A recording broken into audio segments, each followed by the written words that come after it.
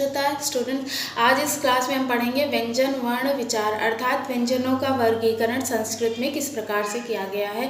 तो पहले 3 प्रकार से व्यंजनों का वर्गीकरण किया गया है, जिसमें कहते हैं कादयो मावसाना स्पर्शा अर्थात का से माँ पर्यंत तक वर्णों को हम स्पर्श व्यंजन वर्ण कहते हैं। और ये स्पर्श व्यंजन वर्ण 25 होते हैं, जिसमें का वर्ग, चा वर्ग, टा वर्ग, ता वर्ग और पा वर्ग के 25 वर्ण आ जाते हैं। इसके बाद में फिर दूसरा इसी में कहते हैं या रा ला वा अंतस्था अर्थात या रा ला और वा, ये अंतस्थ व्यंजन वर्ण है और इन्हें हम अर्ध व्यंजन वर्ण भी, अर्ध स्वर भी कहते हैं। इन्हीं या रा ला वा को हम अर्ध स्वर भी कहते हैं, इसीलिए यण संधि में इनको ई उ री की जगह पर आदेश किया जाता है। फिर इसके बाद में तीसरा प्रकार बताते हैं कि स श स ह शशहा ऊष्मा अर्थात सा शा श और हा को हम ऊष्म व्यंजन वर्ण कहते हैं। आइए दूसरा प्रकार वर्गीकरण का देखते हैं। तो उसमें दो भागों में विभाजित किया गया है।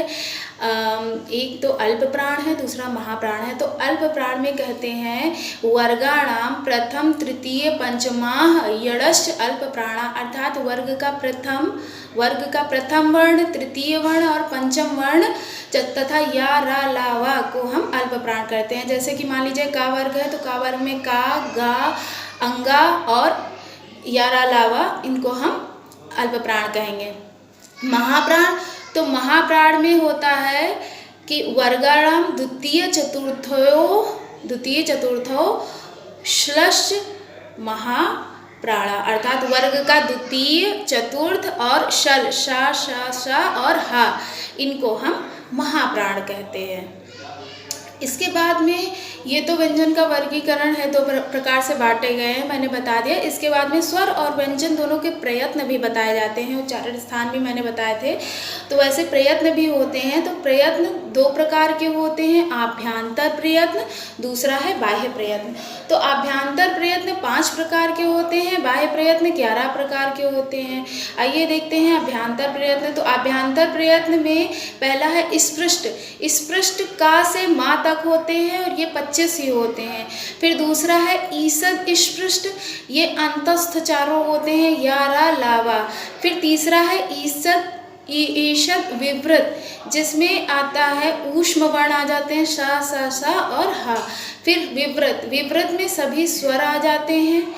और फिर समृद्ध की बात करते हैं तो समृद्ध में सिर्फ छोटा आ आता है। इस प्रकार से ये 5 हो गए। इसके बाद में 11 बाह्य प्रयत्न देखते हैं। तो 11 बाह्य प्रयत्न में है विवार, संवार, श्वास, नाद, घोष, अघोष, अल्प प्राण, महाप्राण, उदात्त, अनुदात्त और स्वरित, जिसमें से कहते हैं खरो विवारा अर्थात विवार में हम खर प्रत्याहार को लेते हैं। खप चटर्थ चटतों से लेकर शर तक के वर्ण को हम विवार में लेते हैं। फिर उसके बाद में बात करते हैं श्वास और अघोष की, जो प्रयत्न ही माने जाते हैं। इसके बाद बात करते हैं संवार, नाद और घोष की। ये श्वास, नाद और संवार, नाद और घोष, इन तीनों को हम हर्ष प्रत्याहार के अंतर्गत इन तीनों के वर्ण लाते। हर्ष प्रत्याहार में जो वर्ण होते हैं वही इनमें माने जाते हैं। हर्ष प्रत्याहार में हैवरट लण से लेकर के पूरे जबगढ़दस तक के वर्ण आ जाते हैं। इसके बाद